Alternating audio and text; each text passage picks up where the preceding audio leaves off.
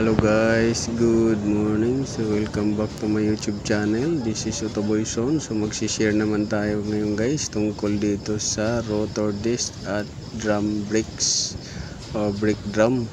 So dahil tag-ulan na guys, so mostly sa ating mga preno ay maingay at kinakalawang.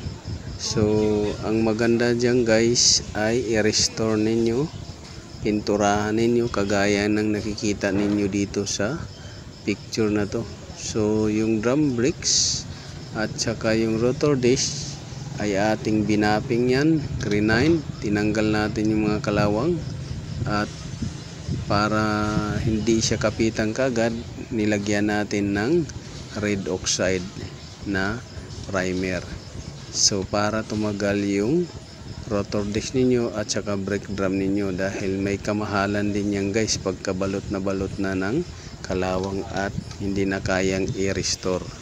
So sundan nyo guys yung video na to para magkaroon kayo ng idea at kalaman na dapat palang pinturahan or dapat palang i-restore or alagaan yung rotor disc natin.